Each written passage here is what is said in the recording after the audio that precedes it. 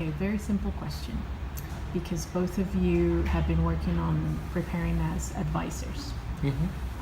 So what can you tell me about your experience in looking at your own autonomy in that process of, preparing to be a better tutor and an advisor?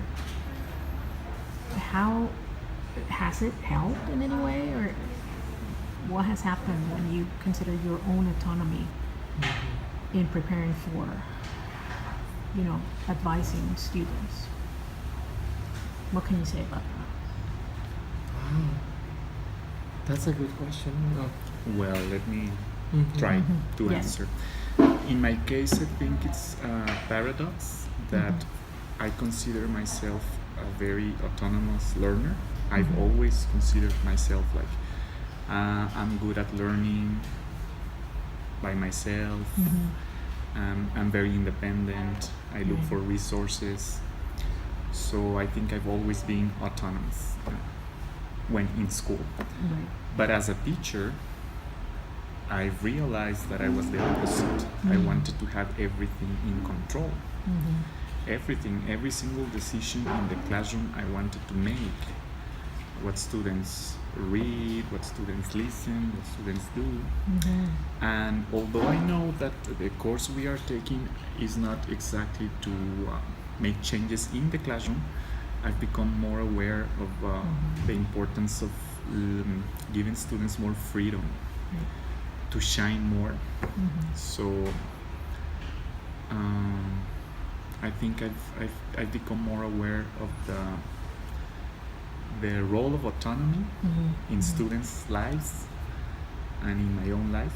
And now, little by little in my classes, I'm incorporating more, I involve students more in decision making, like what movie do you want to see, which TED Talk do you want to discuss.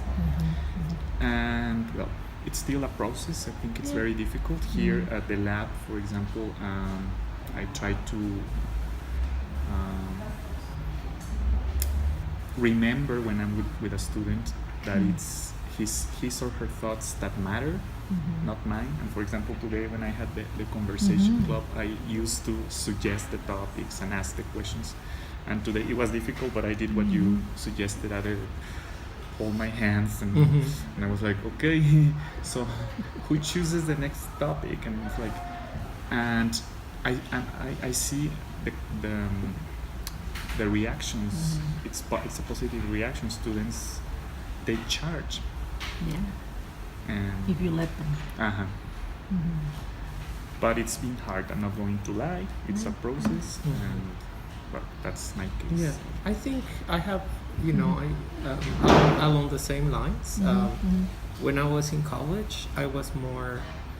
I was not an autonomous student because I felt that I was more like old school, that where I needed to be told what to do and things like that. But then ever since I started, after I graduated from university, I started with all these things, with the technology. I remember the search engines, for example, for me was like opening a Pandora's box, and so I started using like, Yahoo and Google to, search for things and, stuff like that. So I became more autonomous. And then Enrique and I took the same master's degree, 100% online. We are same generation, same everything, right? And we never met. We never met before, obviously, because I was 100% online until we started working here, and then we realized that it was him, it was me.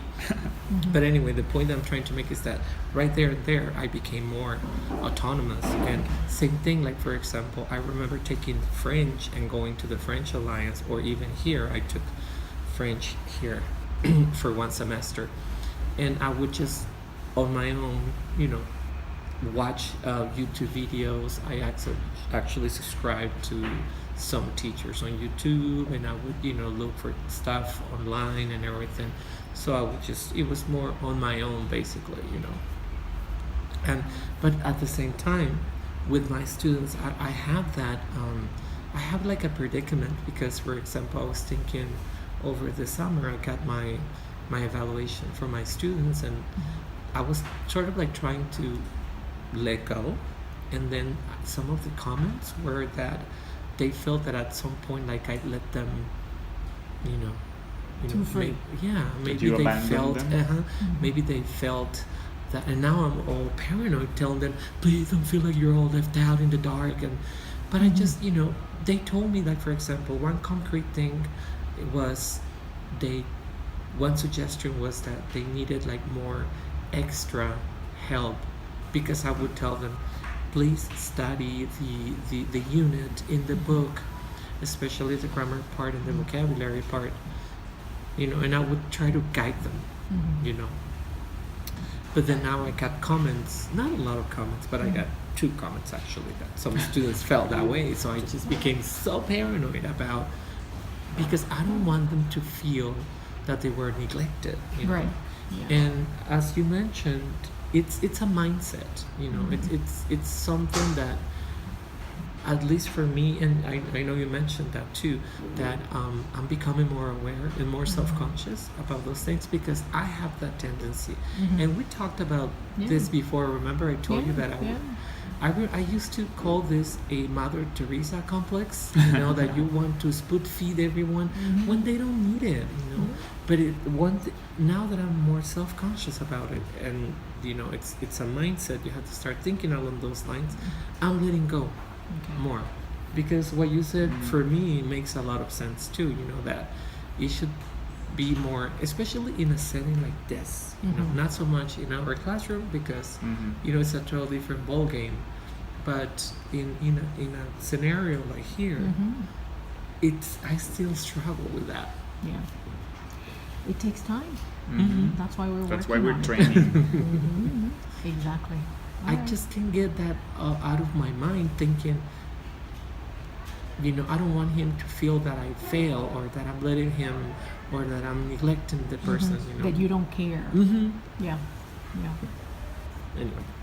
It's caring in a different way. Okay. Well, thank you very much. That was You're welcome. You're welcome. helpful.